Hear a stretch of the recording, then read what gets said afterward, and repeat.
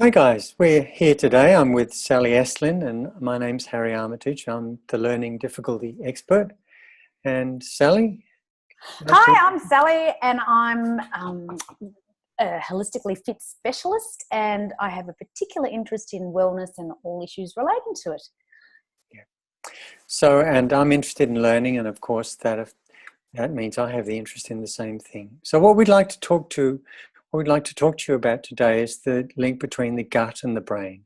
And this is relevant because we see so many people every day who are not where they'd like to be in their life.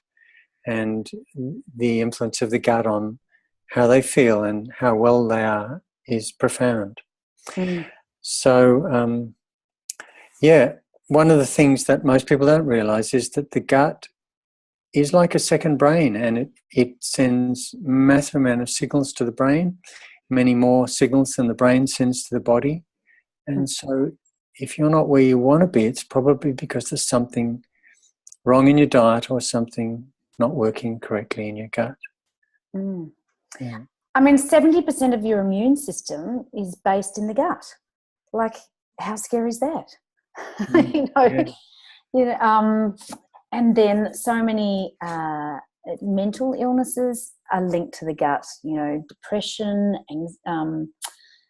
Alzheimer's, all those sort of things. It's all can be managed through the gut. And the more and more we start to see the correlation, the more we can help ourselves, and the more you can understand what you're eating and how it makes you feel, then you can start to tweak your diet in line so that you can actually feel better within yourself. And I found that just through cutting out dairy and wheat and things that were aggravating my insides, and then I was actually feeling better. And mood is a high correlation between your gut and the brain and the way that you feel with your mood. What else, Harry? So for you, that's interesting. Dairy and grains don't suit your gut, but your gut is different to my gut. And the reason why your gut found it difficult to digest those foods are because of the digestive and stress and environmental experience of your parents and their parents and their parents. And it's now been demonstrated in studies that the nutritional status of particularly the last two generations, will affect your DNA and will affect your gut. Wow. And that's why you, compared to maybe a couple of the people that you went through in school, they will have different experiences. Maybe they could eat fast food for longer without experiencing any health effects. Whereas for you, you've got your bucket is smaller because of the nutritional status of your forebears were. So we've all got different sized buckets.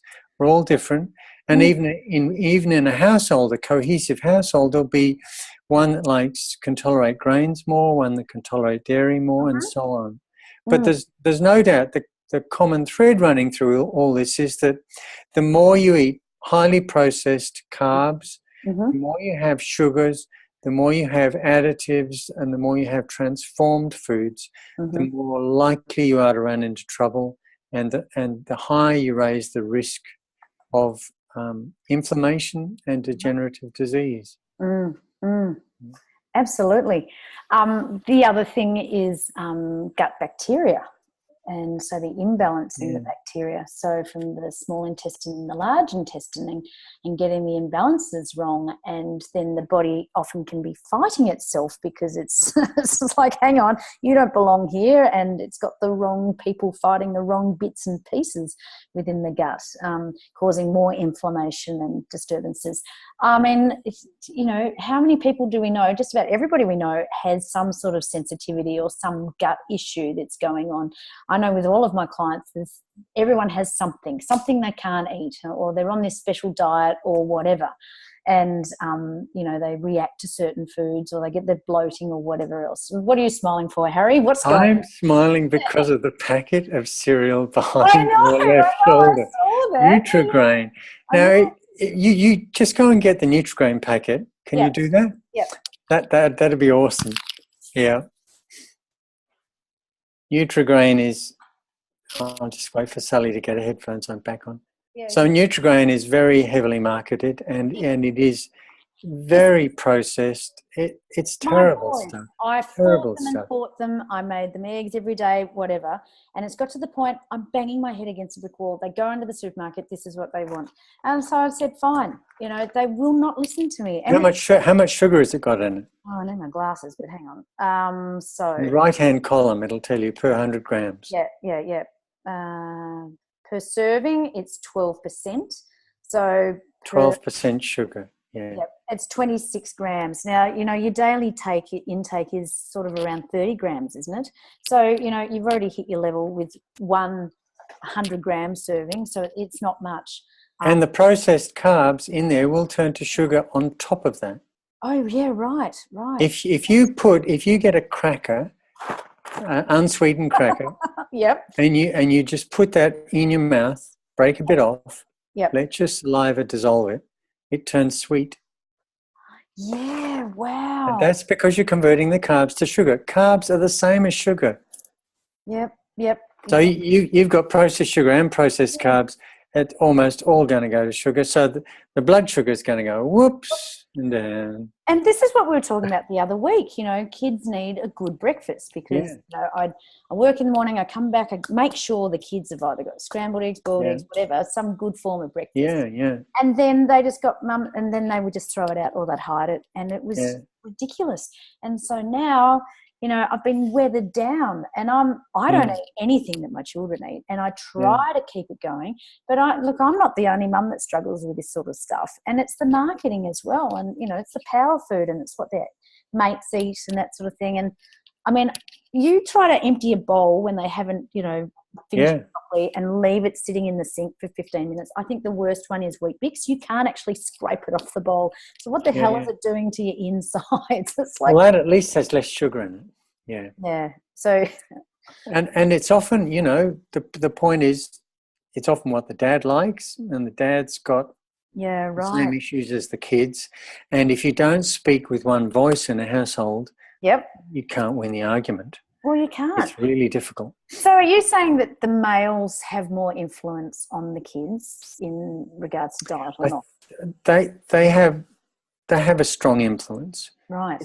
You know, it obviously depends on the dynamics of the family. But if for instance, I suggest that a family has 1 or 2 hours of screen time during the weekend and none during the week, if dad's addicted to games, it's impossible to implement.